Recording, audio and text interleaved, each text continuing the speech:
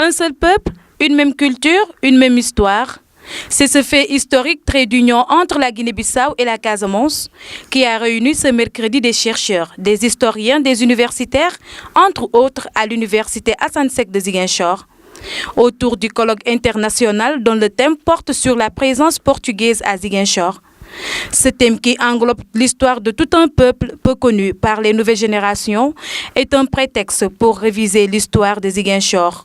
Et l'objectif du colloque, c'est justement d'arriver à identifier ce patrimoine-là, à voir ce qui reste de ces plus de 2 siècles de présence portugaise à Ziguinchor.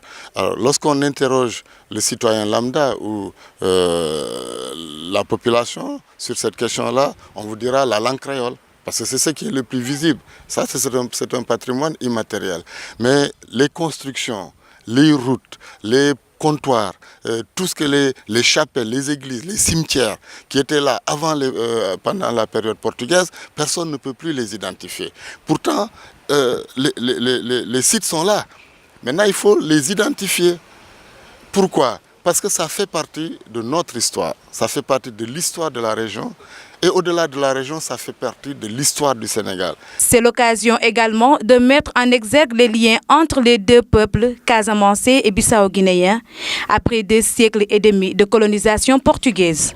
L'héritage de la présence portugaise à Ziguinchor, chacun sait qu'il est extrêmement présent dans cette ville, dans cette région. Vous avez des quartiers de Ziguinchor qui vont s'appeler Correntas, un nom tout à fait portugais. On y mange le caldou.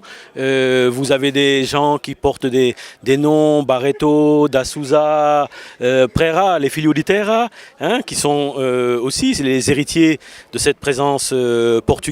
Ce colloque qui s'étendra sur 4 jours est le rendez-vous du donner et du recevoir, mais également de partage entre les participants pour une meilleure valorisation de la culture historique de Ziguinchor en particulier.